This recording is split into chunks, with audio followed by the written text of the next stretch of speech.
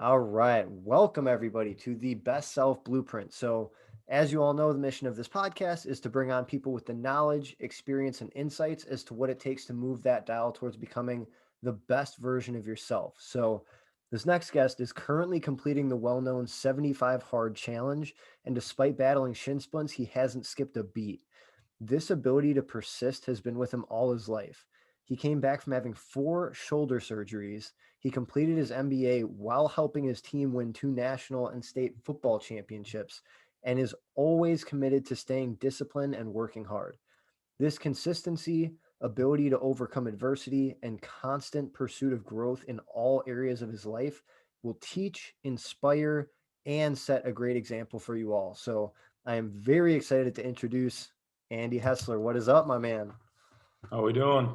I am great. I'm excited for this one, especially so obviously no one knows what we say before we get on here, but we were talking about like, all right, is this like edited? Am I free to say what I want? Like, I am excited to hear what you have to say about some of this stuff because I know you are just very like candid. You say what you think, and I think people need to hear that. Um, Exactly. but for people who don't know what it is, can you explain like what the 75 hard challenge is? Yeah, so 75 hard is basically a mental toughness challenge that you end up seeing physical results.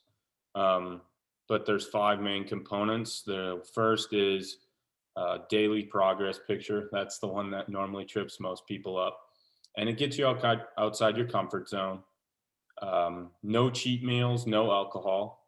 And then you follow a diet. So you pick a diet and you follow it the whole time, and then 2 45-minute workouts, one inside or outside, and then there has to be one outside. The nice thing about it is it's tailored to your ability. So if you are just getting started, you can take 2 walks. And then the last one is read 10 pages every day of a self development book. Dude, I love that last one. It kind of surprised me to see that was on the list, but I'm happy to see that it hits nutrition, it hits fitness, it hits just straight up seeking discomfort by posting a picture of yourself. And then it hits that educational standpoint as well in the mindset. What has been kind of your biggest takeaway or like what surprised you most about this process? Ooh, that's tough. There's a lot. You can see physical transformation, which is awesome. It keeps you motivated and everything. But the thing I'm most happy about is you can never take that experience and that discipline, that drive away from me. Because I did it. I didn't ask anybody else for help. It was on me. I'm the one who's doing it. And that's really something that you can never take away. And just I would recommend it to anyone that maybe struggles with a self image. You don't have to post. I post, and I've seen a lot of people like and comment and start it, but I've also probably many people are sending it to other people and look at this idiot. I could care less because if I impact one person to go maybe make a change and go after their dreams, that's all that matters to me, and that's why I post that stuff. But I would recommend it to anyone that maybe isn't comfortable in their own skin. They'll become comfortable because you're by yourself the whole time. Um, and anybody who maybe just feels like they're stuck in a rut, that's the main reason why I started, was because I was doing my 8 to 5 job. I get done and I go sit on the couch the rest of the night. And I was sitting there and I'm like, is this really what you're going to do for the next 40 years after an 8 to 5 made you scared in college when it was 5 in the morning till 8 o'clock at night and then study? And I sat there and I was like, no, there's got to be more. There's got to be a change. Like, I don't know what it is, but I'm going to figure it out. And then I came across 75 hard and just kind of contemplated it. Was like, oh, I'm 23 in a new city, so my buddies are here, can't go out and have drinks or anything like that. But no, it's been everything and more. Yeah, man. So the thing that I think like makes this so amazing is the fact that you touched on it. You're proving this to yourself. yeah, it's cool. You can post about it. You can like prove people wrong, do whatever. But when you have that ability to prove to yourself, all right, I just did something that is very tough for people to do even for a week, and I did it for 75 days. I think that just goes so far to show that you can hold yourself accountable and you Hmm. can stay disciplined. Now, for people who are hesitant to do that, like what, based on your experiences, what do you think are a good few steps just to build that self-discipline muscle? I think it's just, for me, I've always been, I'm going to just jump into it. So I was working out, but it was like not very hard. I was enjoying not playing college football anymore. And for that self discipline thing, I think you have to, you hear it a lot, but you have to have a why. Um, and the self discipline comes beyond motivation. You can hear and listen to motivational speakers, but that lasts for 4 days, like at max. And so day 14 through 30 was miserable. And that's where you're really starting to train your mind of, and Andy Frisella calls it the bitch voice. You have your little voice in the back of your head when I'm sitting on that couch after work. Oh, I had a long day. I ran this morning. No, get up and you got another workout. And that's the discipline of just being able to control what controls your mind, because you can train your mind to get out of that comfort zone. And that's really what creates discipline, because you're never going to grow if you just sit in your comfort zone for the rest of your life. Yeah, man, I always talk about you need to get to the point where you're comfortable with being uncomfortable.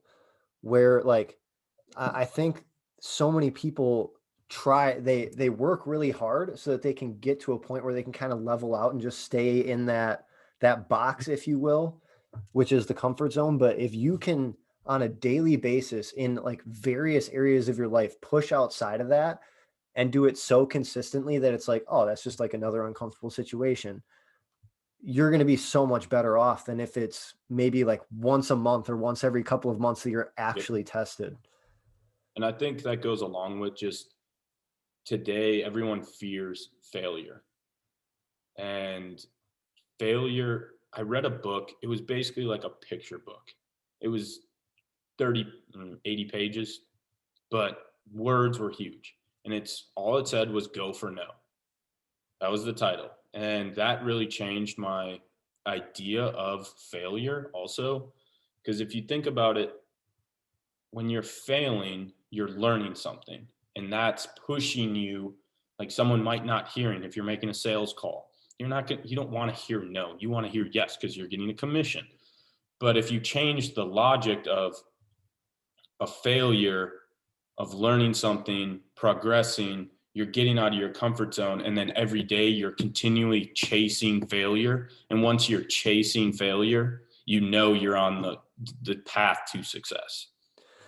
Yeah, so I agree with that, but I think the reason people don't take that to heart is because there's a piece missing. Like, and people who know it, like they get it, so they don't feel the need to add this caveat. Like, yes, you're seeking failure because you're looking for the lesson in that failure and you're Mm-hmm. looking to see what your limit is so you can go back, analyze it, and try again.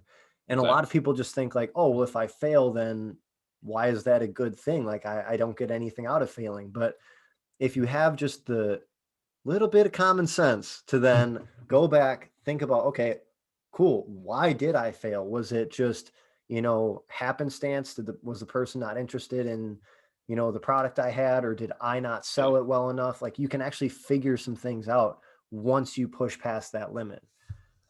Agreed. And that's the toughest thing. Everyone talks about it no matter where it is. It's that first step. You have to take that first step, take that leap of faith, and then having the idea of, oh, I'm going to fail, but I'm going to look back, learn, I'm going to take what I learned and implement it again. And then if I fail again, now I have two things I've learned. And you just continue to build. And then all of a sudden you're at the top and now you're teaching people to look for failure and chase that. Yeah. So one thing I'm curious about, because now that you mentioned it, I've been thinking about it. So you talked about you can't just rely on motivation. There has to be that deeper why. What have you found is yours? Like, what is it that when it's raining and cold outside and you know you got to go do an outdoor workout, what is it in your head that fires you up to go do it? Um, Really, that I just have the idea in my head that I'm comfortable in very uncomfortable situations. I embrace that. And if I'm doing something that hardens me today, I know the person that maybe I'm interviewing for or I'm running a business against, I don't even have to worry about them because I've hardened myself to the point where I don't need to look outside and worry about my competition. It's I've already done all the back work. You see all the time the game isn't or the game isn't won on the field. It's the Michael Jordan 3,000, 3,000,000 shots in the gym beforehand. And that's the truth because it doesn't matter what happens as long as you're taking care of yourself before the big moment. And that's always me is I'm going to outwork anybody. I don't need to know what's going on if I'm out there in the cold. And that's something you get through the little mental toughness. I remember one time I was working and it started snowing. And I was like, man, I walked this morning and now I have 5 inches of snow. I'm gonna have to walk again. Just because it's like you get in that mindset of you put yourself in those uncomfortable situations and your why turns into doesn't matter what the world's thinking about you or what anybody else sees about you, it's what you believe in yourself.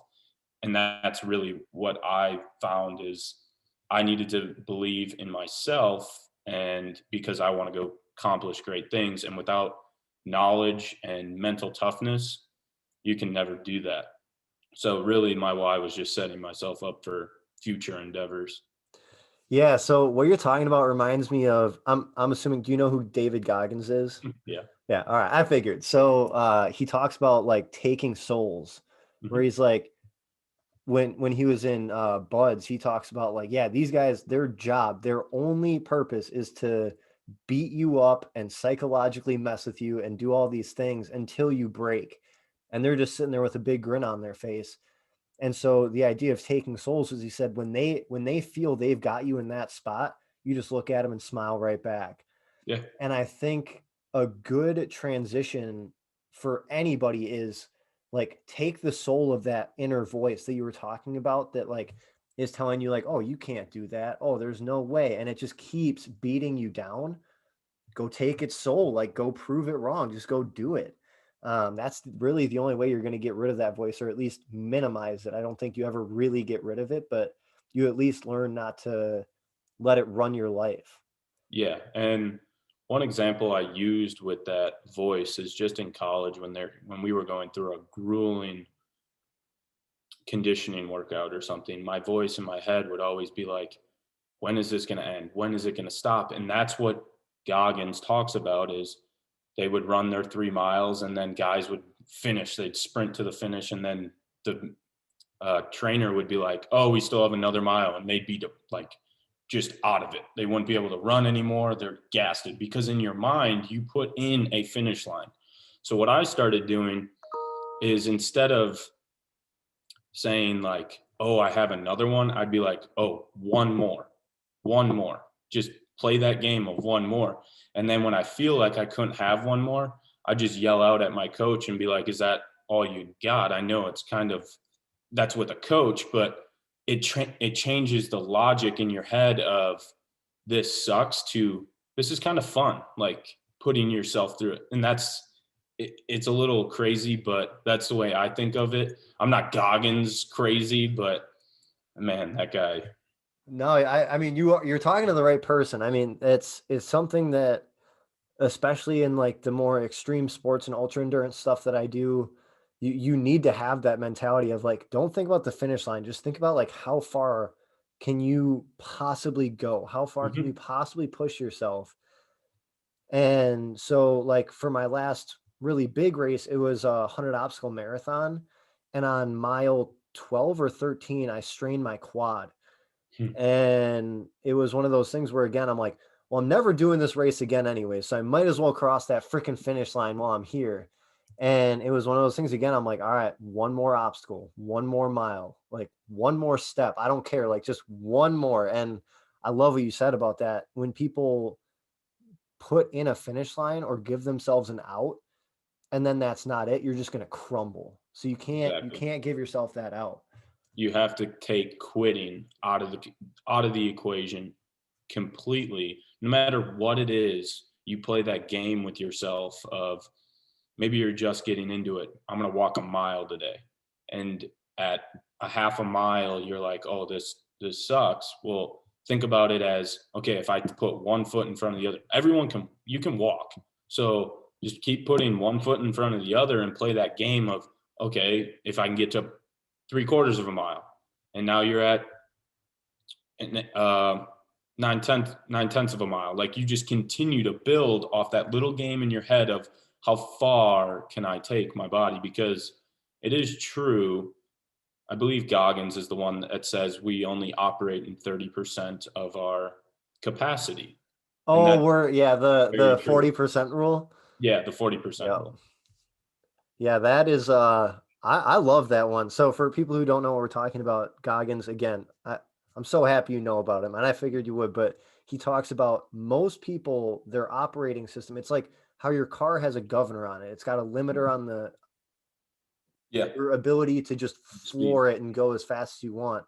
And it's the same thing with your mental toughness, where if you think you've done everything you can possibly do and you've maxed out, you're probably at about 40% of what you can really do. And now I understand, like you said, like he's nuts. So this guy will Yeah. like break bones and bleed and do whatever he has to do to accomplish stuff.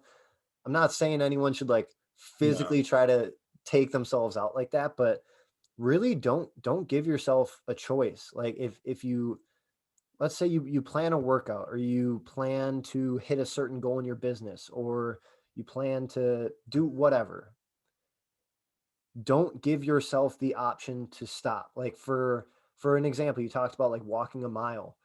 Walk a half a mile away from your house or away Mhm. from where you started. So that way you have to walk a half mile back. Like there's no other option unless you're calling an Uber or something to pick you up. But yeah, dude, I love that. One thing, where is it? Yeah. So I wanted you to talk about this, and I know you said you'd get fired up, but I'm excited to hear it. You said today's society of trying to please people just doesn't really work. If you could explain what you mean by that and then talk about, yeah, just go for it. Just talk about it. All right. Well, to begin this, I would recommend the book Subtle Art of Not Giving a Fuck to Anybody. Great book. Um, it really changes the way you think of things.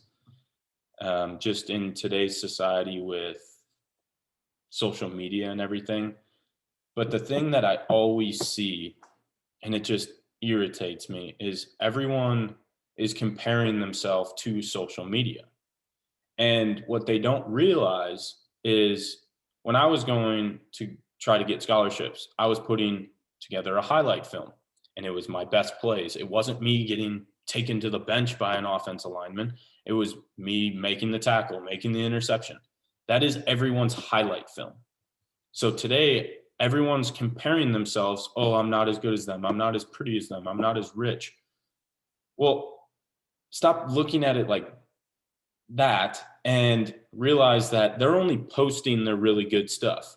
And then once you change the logic of thinking you need to compare yourself to everyone, no one no one cares enough.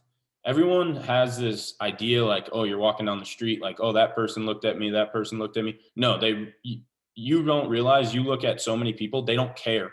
A lot of people don't care. You're most likely many of your friends really don't care what you're doing. I just hate that everyone talks about doing a lot of things and they never do it, and they try to conform into society of what they think, but everyone thinks society's different in their own mind. And when you try to conform yourself into that mold, you're putting those constraints on yourself again, and it comes back to the social media and everything that runs today's society, and everyone's comparing themselves. Well, that's not real. That's not life. That's a highlight reel. So you need to change your logic of, this is just their highlight reel. I wonder what they probably look like crap when they wake up in the morning. So who cares? Wake up, get to work, do your daily routine, move on. They're not thinking about you. So why are you thinking about them? Go do what you need to do to set yourself up for success. Whew. And on top of that, I will say, so you said like social media is their highlight reel. It's a step further. It's an edited version of Yes. their highlight reel. So like, yeah, it really baffles me when people actually are like toxically comparing themselves to whoever on social media. But I also want to get something else in people's heads. There's almost 8 billion people on the planet. If you're worried that one person is prettier than you, or one person has more muscles than you do, or one person has more money stashed away in their bank account, or they have a private jet and is bigger than yours, or they have one and you don't, like 8 billion people. I can guarantee you for every person you find who's got the step ahead on you, I can find you at least one or two that don't. And so I will say to use it as like a learning tool and a motivational tool, go for it all day. Mhm. But yeah, once it turns toxic, and I've talked about this on here before, I just think it's crazy. And obviously, sometimes it's just natural, but as soon as you catch yourself doing it, either just turn the app off or take a second to yourself and think how ridiculous it is that you're comparing yourself to someone's edited best 1% of their entire life. Yeah. And building off that, I think, like you said, it changes. That is your edited highlight reel. But I think if you change that idea of, oh, this person's on a pedestal, everyone puts them on a pedestal. They're still a human being just like you. It doesn't matter who it is. They're just a human being, and they're trying to get through life. They don't have everything figured out. So something that I've really tried to take into myself, and it's really helped, is if you go in for a job interview, don't put that person on a pedestal. If you mess up the job interview, who cares? There's a lot of other employers that are going to look for you. So go in there with your head up. And I always say, I don't care what this person's going to think about me after. You have to care what they're going to think about you. But at the same time, you have to be yourself and be who you are, lay it on the line. And I always say, throw the chips on the table, see where they land. But you can't worry so much about, oh, this person might not like me if I do this or that. No, just go in, be yourself, and don't worry about what they're going to think about you, because most likely if you're yourself, your true honest self, you're probably going to come off as a natural and not worry and anxiety and everything else. Yeah, and I want to tie this back to something we were talking about before with like you can't be afraid to fail. So tying that to the thing about like putting people on a pedestal, I can almost no, I can guarantee that the people you put on pedestals for anything that you're looking at them for, they've failed more times in trying to accomplish that thing than you've probably even tried that thing. So to put them on a pedestal, like they're just willing to try. That's it. Like they're just willing to actually, like you talked about, they're willing to actually do it. And so, Mhm. ooh, I wanna circle back to this. You talked about there are a lot of people who talk about doing things, but and I agree, I'd say the vast majority end up not pulling the trigger. Why do you think that is? Is it still just the fear of failure? I think it's just fear in of itself. I'm reading a book right now called Rich Dad Poor Dad. Robert Kiyosaki, I like Yeah. it.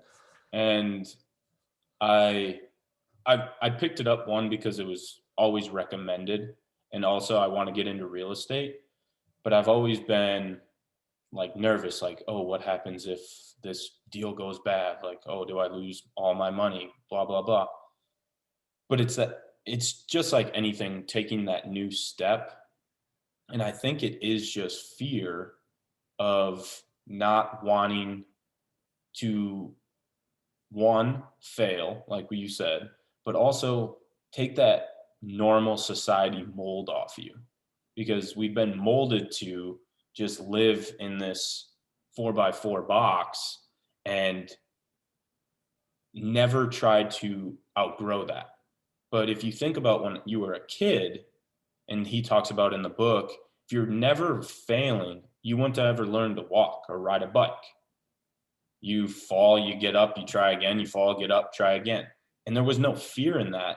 So, something that I'm actively trying to change is, instead of looking at it as fear, look at it as an opportunity to grow. Because if you look at it as an opportunity to grow, you're going to take that step no matter what it is, because you already have thought about all the worst outcomes that could possibly happen. And you know how you could come back. For me, it would be if I bought a rental house and I couldn't pay it or whatever. I'm young. They come take my assets. I have to go get another job, work the job, try again, because you're going to learn something. So don't think of it as so much as failure. Just throw yourself into that fire. I know it's a lot easier said than done, but if you just put yourself out there and take off that idea of you have to fit the mold of everyone else, and be a little kid again and dream and have the idea of riding that bike. I think that changes as we grow older when we're put into society. Yeah, when I think like the big word underlying all of this is hesitation. So as a kid, like you didn't think about all this like negative repercussions of these actions. You were just like, oh, that looks cool. I'll do it and I'll keep doing it until I can do it well. But over time, and this is from a smorgasbord of experiences, but like over time we learn to stop and hesitate once something doesn't just seem super easy. Mhm. And there's a speaker and author named Mel Robbins who writes about the 5 second rule.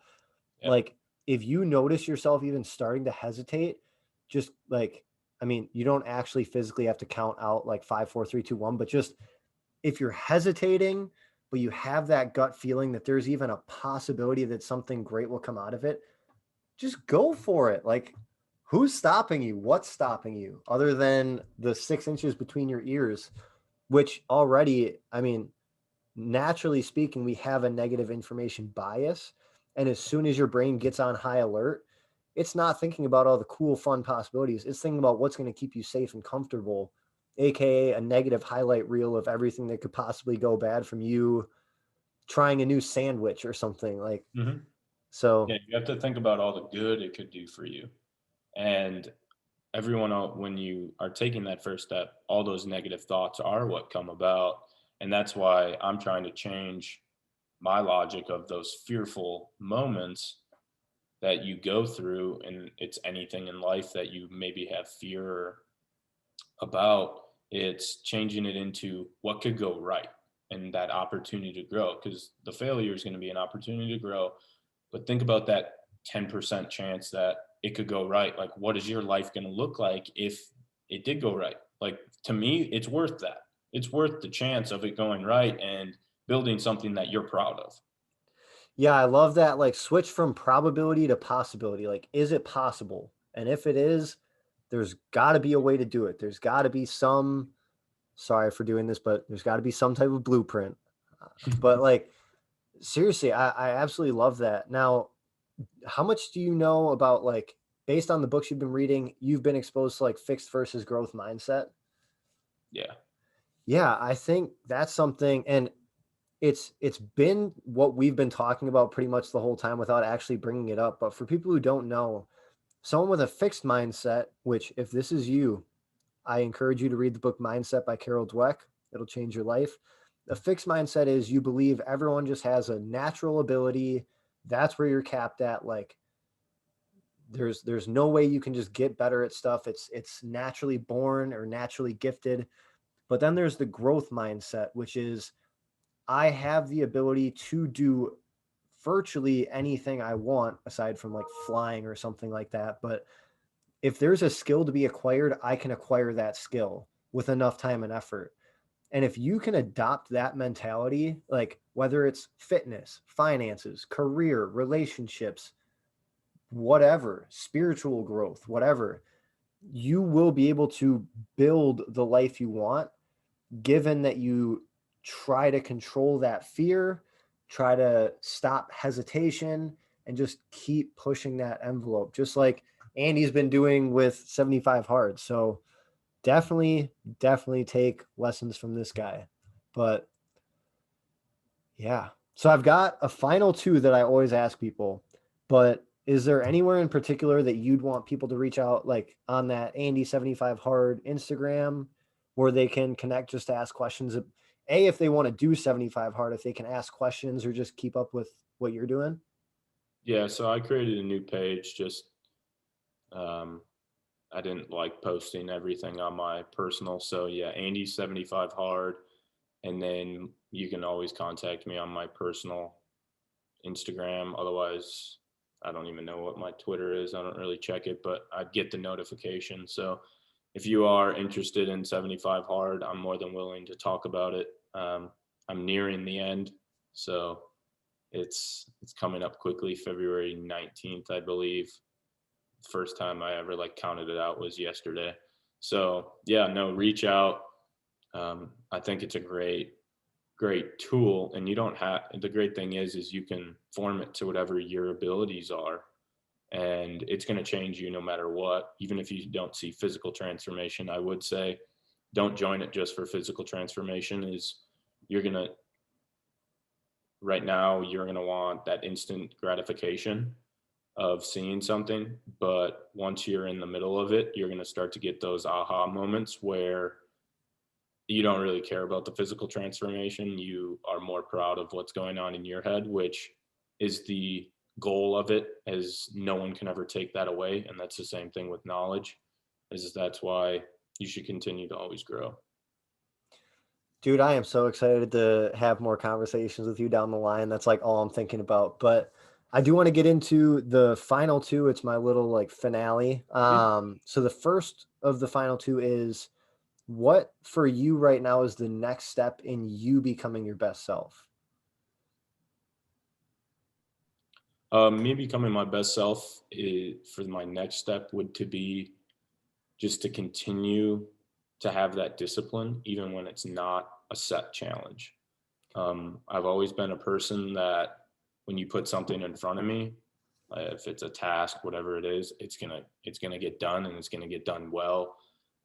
So that is my next thing of continuing on the discipline that I've created. And obviously, I'm gonna take a day or two just to relax and recover, and maybe eat a Culver's burger or something like that. But that would be definitely my next goal, of just continuing that constant mindset of you're going to continue to grow. It doesn't matter what's going on around you. Just you need to develop yourself if you want to go to the places you want to go. Say that's a pretty dang good step right there. Mhm. Yeah, and I will say I'm pretty similar to that, where if you give me a challenge or something to like chase, I'll chase it down. And one thing I found is I just keep giving myself challenges in like all Mhm. areas of life, because I think it just does such a good job of allowing you to dial in on something and stay dialed in a lot better when outside forces try to kind of steer you off track. But I would agree. It's like it gives you, like you said, that blueprint, that guidance of following a path.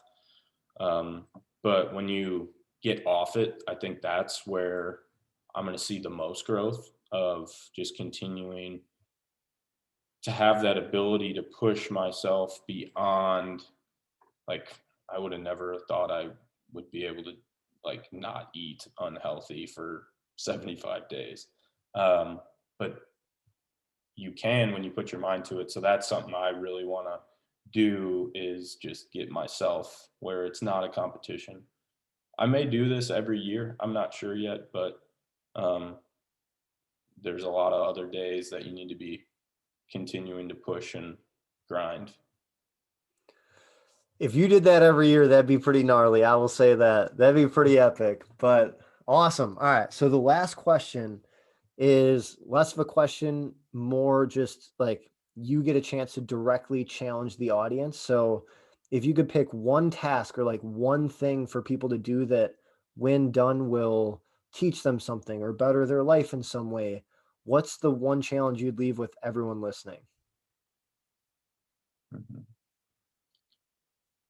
So the one challenge I always fall back onto, and it's really not a challenge, it's just you taking 10 minutes. That's literally all it'll take.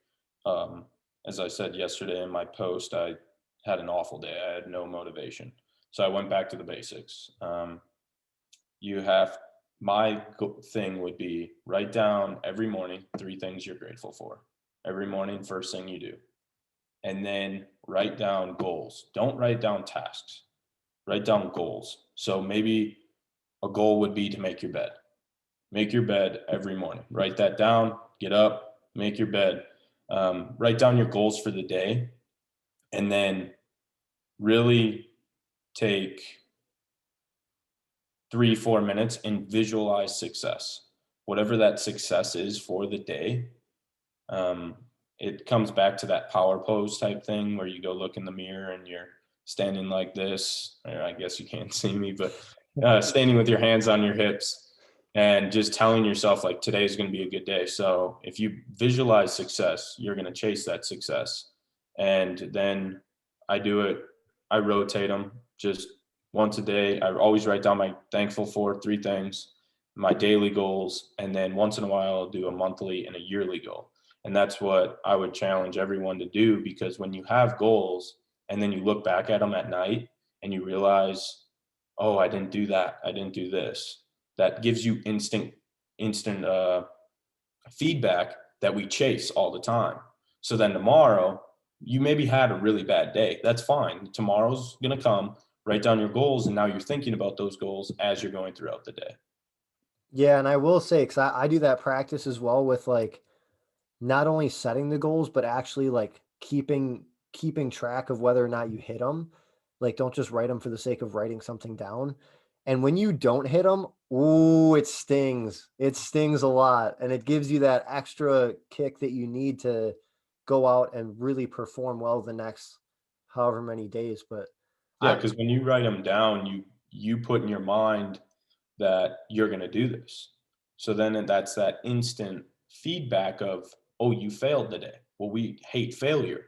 So tomorrow you're not going to try to fail at those goals just so you can write down, oh, I did this. So then the next day you challenge with another hard goal, and then you just continues brick by brick, you build.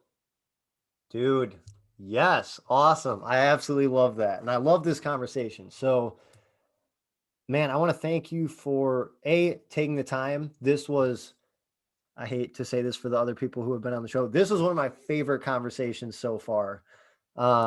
Just the intensity, the different things that we touched on. And I just think like this stuff is the foundation. If you get this stuff down, everything else becomes infinitely easier. So I want to thank you for that. And I want to thank you for setting the example you're setting, not only with the 75 hard, like that in and of itself to show people you can do something at that caliber, that for that many days in a row is an awesome example to be setting. But just overall, like with everything you're doing, just the person that you are and the person you're trying to become is phenomenal. So thank you for setting an example for everybody. You are doing exactly what I strive to do here, and I really, really appreciate it every time I see it. Yeah, no, thank you for having me on. And last thing is, whoever's listening, don't compare yourself to me, to you. Start at your starting point and run your own race. Boom. So yeah, I love that. Perfect way to finish. So anybody who is listening, if you have questions, comments, disagreements, agreements, anything, let us know privately. Our info will be in the show notes and all that, or comment on this. And if you know someone who is struggling with self-image or struggling with their consistency or struggling with their daily habits or struggling with their mindset or basically struggling, send them to this episode because it will help them out. So other than that, thank you everybody for listening. Thank you again to Andy, and we will see you all next time.